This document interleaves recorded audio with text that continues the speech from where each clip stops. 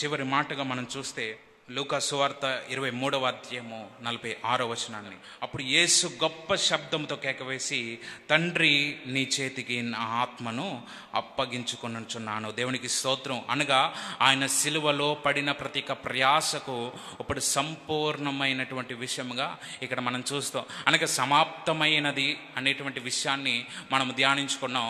ఇప్పుడు ఏంటంట, తండ్రి చేతికి తన యొక్క ఆత్మను అప్పగించుకున్నట్లుగా మనం చూస్తాం.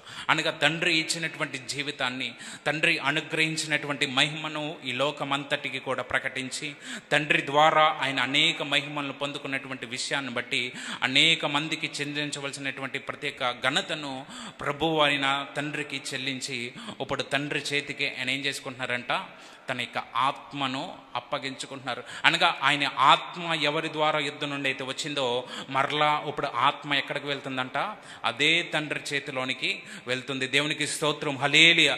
అనగా ప్రభువు మనకు అనుగ్రహించిన జీవితము మరలా ఎక్కడికి వెళ్ళాలి, ఆయన చేతిలోకి మాత్రమే వెళ్ళాలి. అనగా తండ్రి చేత రక్షింపబడిన మనము, ఆయన మహిమ చేత కొనుకోబడిన మనమందరము కూడా ఇప్పుడు ఎవరి చేతిలోనికి మనం వెళ్ళాలంటే, మన ఆత్మ దేవుని యొద్దకు మాత్రమే వెళ్ళాలి. కానీ మరలా దురాత్మ వైపు ఎంత మాత్రము, ఇక అపవాదికి ఎంత మాత్రము కూడా మన ఆత్మను అప్పగించే వారిగా మన యొక్క క్రియలు ఎంత మాత్రము కూడా ఉండకూడదు. అనగా దేవుని యొక్క ఆజ్ఞలను అనుసరించకుండా ఏ క్రియను మనం అనుసరించినా, ఈ లోకపరంగా మన యొక్క ఆశలను బట్టి మనం ఏ విధంగా జీవించినా, అవన్నీ కూడా ఎక్కడికి మనల్ని తీసుకెళ్తాయంట, నిత్య నరకాగ్నికి, అపవాదికి చేతికి మాత్రమే మనల్ని అప్పగిస్తాయి. కానీ మన ఆత్మ మనం ఎవరికి అప్పగించుకోలేమో, తండ్రి చేతికి మనం ఎంత మాత్రము కూడా అప్పగించుకోలేమని దేవుడు మనందరికీ కూడా జ్ఞాపకం చేస్తున్నారు. అయితే ఇక్కడ మనం గమనించవలసింది, మనం లోతుగా గమనిస్తే, అనగా సంపూర్ణమైనటువంటి సమర్పణగా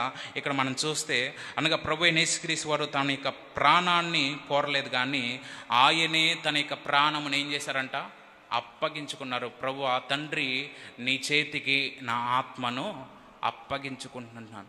అనగా ఇక్కడ ఎంత మాత్రము కూడా తన యొక్క ప్రాణము తీయవేయబడలేదు. అనగా తన యొక్క ప్రాణాన్ని ఆయన ఎంత మాత్రము కూడా కోల్పోలేదు.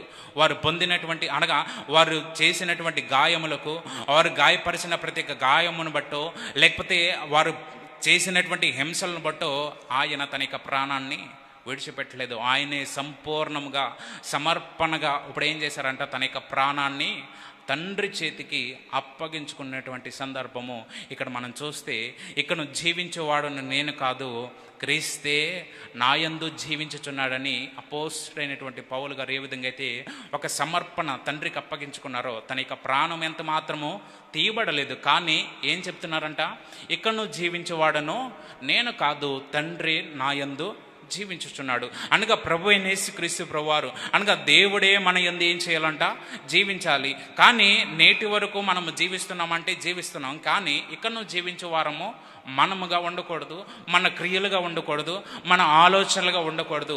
దేవుని ఆలోచనల చేత నింపబడి దేవుని యొక్క ఉద్దేశములను నెరవేర్చేవారుగా దేవుని చేతికి మన ఆత్మను అప్పగించుకోవాలంటే, అదే ఆత్మను మనము హృదయములో కలిగి ఉండవలసినటువంటి భాగ్యము దేవుడు మనకెంతగానో ఆయన అనుగ్రహించినటువంటి విషయాన్ని ఇక్కడ మనం చూస్తాం. స్వచ్ఛందంగా తన యొక్క ప్రాణమును, అదిగో ప్రభువా, తండ్రి నీ చేతికి నా ఆత్మను అప్పగించుకుంటున్నానని ఇక్కడ ఒక సమర్పణతో ఆయన తన యొక్క ప్రాణాన్ని ఇక్కడ సమాప్తము చేసినట్లుగా ఇక్కడ మనం చూస్తాం. అనగా అదే యోహాను సువార్తలో 10వ అధ్యాయము 18వ వచనాన్ని మనం చూస్తే, ఎవడును నా ప్రాణమును తీసుకొనడు, నా అంతటా నేనే దానిని పెట్టుచున్నాను, దానిని పెట్టుటకు నాకు అధికారము కలదు, దాన్ని తిరిగి తీసుకొనుటకును నాకు అధికారము కలదు, నా తండ్రి వలన ఈ ఆజ్ఞ పొందితినా నేను. దేవునికి స్తోత్రం, హల్లెలూయా. మరలా అనగా విడిపోయినటువంటి సంబంధము మరలా ఏర్పరచబడినట్లుగా ఇక్కడ మనం చూస్తాం. ఆయన కోల్పోయిన దానంతటిని కూడా ఆయన తిరిగి అనుగ్రహించే దేవుడు. అనగా కోల్పోయిన వాటన్నిటిని కూడా ఏం చేస్తాడంట, ఆయన తిరిగి మరలా అనుగ్రహించే దేవుడు. అనగా ఆయన తిరిగిపోయినటువంటి సంబంధము, అనగా బంధింపబడినటువంటి సంబంధము ఇప్పుడు మరలా దేవుని చేత, అనగా తండ్రి చేత అది ఏర్పరచబడి అది సమకూర్చబడినటువంటి విషయముగా ఇక్కడ మనం చూస్తాం. గనుక ఇప్పుడు మనము దేవునిని ఆరాధిస్తున్నామంటే, అనగా దేవునితో మనము ఒక ప్రార్థన మనం చేస్తున్నాం ఆరాధిస్తున్నామంటే అదే నిజమైనటువంటి ఒక సంబంధంగా దేవుడు మన కొరకు ఆయన దుంచి ఉన్నాడు. అనగా దేవుని యొక్క వాక్యమును ధ్యానించిన, దేవుని యొక్క ప్రార్థన చేసిన, ఆయనను మనం స్తుతించి ధ్యానించి ఆయనను ఆరాధించిన అదే మనము దేవునితో కలిగి ఉండేటువంటి బంధము. గనుక నిత్యము కూడా క్రైస్తవులమైన మనము, అనగా విశ్వాసలంగా ఉన్న మనమందరము కూడా నిత్యము ఏం చేయాలంట? ఆయనను ఆరాధిస్తూ ఆయనను స్తుతిస్తూ ఉండాలి. ఎందుకంటే ఆ బంధము ఎల్లప్పుడూ కూడా కొనసాగుతూనే ఉండాలి. ఒకవేళ మనము దేవునిని స్తుతించకుండా, ఆయనని ఆరాధించకుండా, ఆయన నామాన్ని గణపరచకుండా, ఆయనకు ప్రార్థించకుండా ఉన్నామంటే మరలా మన మధ్య ఉన్నటువంటి బంధం ఏమవుతుంది? దేవునికి దూరం అవుతుంది. కనుక ఆ బంధము దూరంగా ఉండాలంటే మన జీవితాన్ని ఎవరికి సమర్పించుకోవాలంట?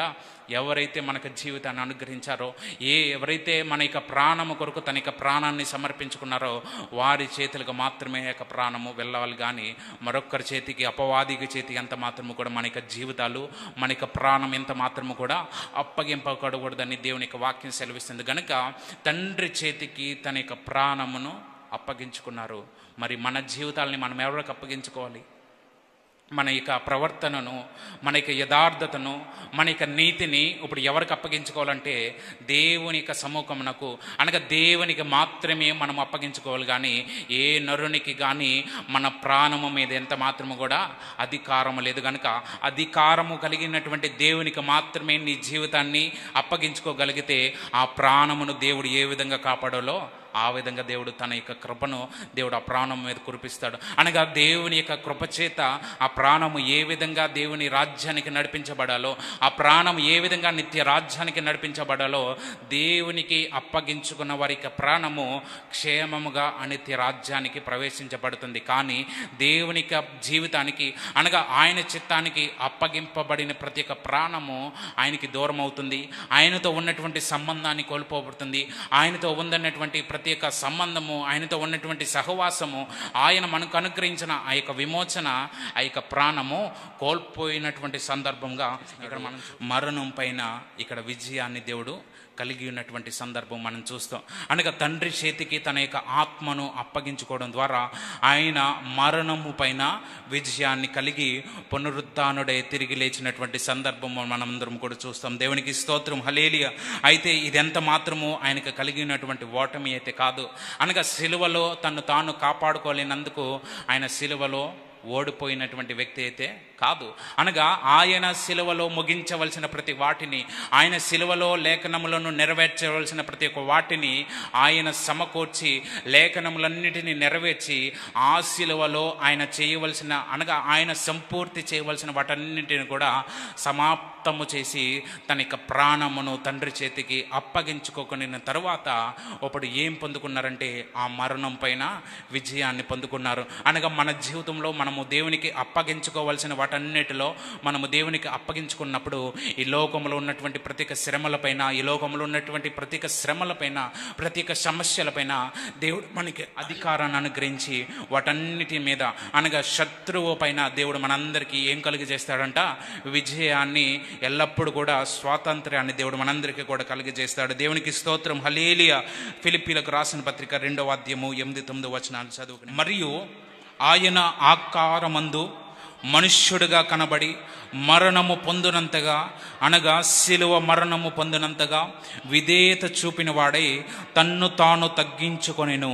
అందుచేతను పరలోకమందున్న వారిలో కానీ, భూమి వందు ఉన్న వారిలో కానీ, భూమి క్రింద ఉన్న వారిలో కానీ ప్రతి వాని మోకాలు యేసు నామమున వణుగునట్లు, ప్రతి వాని నాలుకయు తండ్రి అయిన దేవుని మహిమార్థమై యేసు క్రీస్తు ప్రభు అని ఒప్పుకొనున్నట్లును దేవుడు ఆయన అధికముగా హెచ్చించి ప్రతి నామమునకు పైనామము ఆయన అనుగ్రహించెను. దేవునికి స్తోత్రం, హల్లెలూయా. చెప్తామండి, దేవునికి స్తోత్రం, హల్లెలూయా. అనగా ఆయన ఆకారమందు మనుష్యుడిగా కనబడి మరణము పొందినంతగా, ఆయన సహించ తగినంతగా ఆయన తన యొక్క ప్రాణమును, ఆ యొక్క దెబ్బలను, ఆ యొక్క దేహమును ఆయన భరించి సిలువ మరణమునకు పొందినంతగా ఆయన విధేయత చూపిన వాడే తన్ను తాను తగ్గించుకొనినటువంటి సందర్భము. అంతేకాకుండా అందుచేతను అనగా ఆయన తనకు తాను అప్పగించుకోవడం ద్వారా, తన్ను తాను ఆయన తగ్గించుకోవడం ద్వారా పరలోకమందున్న వారిలో కానీ, భూమి మీద ఉన్న వారిలో కానీ, భూమి కింద ఉన్న వారిలో కానీ ప్రతి వాని మోకాలు, ప్రతి వాని నాలుక ఏం చేయాలంట?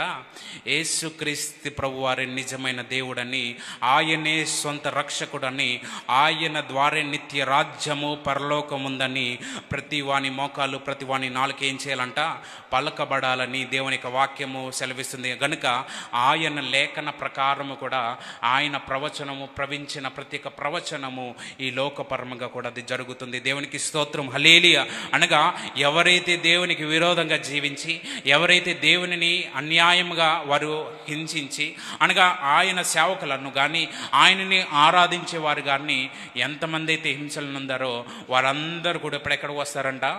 ఆయన సముఖంలోకి వచ్చి ఆయన ఎదుట మోకరించి నీవే నిజమైన దేవుడు, అనగా ప్రభువే నిజమైన యేసుక్రీస్తు ప్రభువారే నిజమైన రక్షకుడని ప్రతి వాని నోట ఆయన చెప్పించడానికి ఆయన యొక్క రాజ్యమును ఆయన మనకు సమీపముగా ఆయన ఉంచి ఉన్నటువంటి సందర్భం అంతా కూడా మనం చూస్తాం. కనుక నేటి ఈ యొక్క కాలానికి జీవితం ఆధారంగా ఇక్కడ మనం చూస్తే మన జీవితంలో మనం జీవించే ఈ యొక్క ప్రయాణంలో, అనగా మన యొక్క జీవితం అంతా కూడా మన దగ్గర, అనగా నా ప్రాణము నాతో పాటే ఉండాలి, లేకపోతే నా జీవితము నాతో పాటే ఉండాలని మనం అనేక విధంగా ఆశ చూపిస్తాం. కానీ ప్రభు యేసుక్రీస్తు వారు ఆయన సమర్పించుకునేటువంటి మాదిరికరమైనటువంటి జీవితం మనం చూస్తే తన్ను తాను తన యొక్క సిలువలో అప్పగించుకునేటువంటి విషయము ఇక్కడ మనకు జ్ఞాపకం చేస్తుంది. కనుక మనం ఏం చేయాలంటే మన హృదయమంతటిది కూడా మనం ఏం చేయాలంట? యెహోవాకు మనము అప్పగించుకోవాలి. మన హృదయమంతటిని కూడా తండ్రి చేతికి అప్పగించుకున్నప్పుడు ఆయన తన యొక్క మహిమ స్వరూపమును పోలినటువంటి ఆయన రాజ్యంలోనికి మనలందరినీ కూడా ప్రవేశపెట్టడానికి ఆయన రాజ్యము మన కొరకు వేచింది. కనుక ఆ రాజ్యము కొరకు మాత్రమే మనం ఎల్లప్పుడూ కూడా సిద్ధపడుతూ, మనల్ని మనము సిద్ధపరచుకుంటూ, మన యొక్క హృదయాల్ని పరిశుద్ధపరచుకుంటూ, మన యొక్క స్వభావాలను, మన యొక్క ప్రవర్తనను, మన యొక్క జీవిత విధానం అంతటిని కూడా దేవుని యొక్క చేతునకు అప్పగించుకొని దాని ప్రకారంగా జీవించినప్పుడు మనము ఈ లోకపరంగా దేవుని కొరకు జీవించవలసినటువంటి జీవితాన్ని మనము సమాప్తము చేసిన వారంగా ఉంటాం. అంతే మాత్రం కాకుండా ఆ సమాప్తము చేయబడినటువంటి ప్రాణము, ఆ ఆత్మ ఎవరి చేతికి అప్పగించబడాలంటే దేవుని చేతికి అప్పగించబడాలి.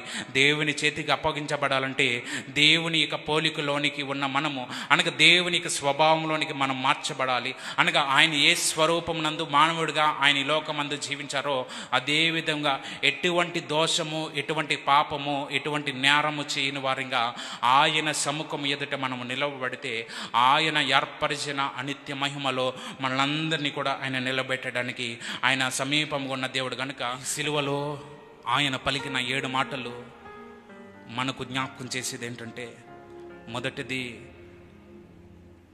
దేవుడు మనందరికీ కూడా క్షమాపణను ఉచితముగా దేవుడు ఆ సిలువలో అనుగ్రహించి ఉన్నాడు. అనగా తండ్రి వీరేం చేయుచున్నారో వీరెరుగరు గనక క్షమించుము అంటే ఆయన క్షమించే హృదయం కలిగి ఉన్నారు. మనము కూడా ఇతరులను క్షమించే వారంగా ఉండాలి. మన పట్ల దోషము చేసిన వారమైనా, దేవునికి విరోధంగా జీవించిన వారముగా ఎవరికి మనమున్నా ఎల్లప్పుడూ కూడా దేవుని ఎదుట క్షమాపణ పొందుకునే వారముగా క్షమించే హృదయం కలిగి ఉండాలి.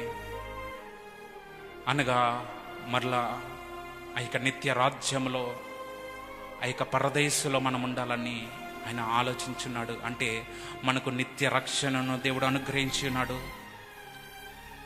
అలాగే ఆయన మనతో ఉన్నటువంటి సంబంధాన్ని తిరిగి మనకు అనుగ్రహించినారు. ఇదిగో నీ కుమారుడు అని అప్పగించినటువంటి విషయాన్ని మనం చూస్తే బాధ్యతను అక్కడ అప్పగించినట్లుగా మనం చూస్తాం. అంటే ఒక సంబంధాన్ని ఆయన మనతో చేసుకుని వెళ్ళారు. కనుక ఆ సంబంధము పరిపూర్ణము కావాలని ఆయన పలికినటువంటి మాట.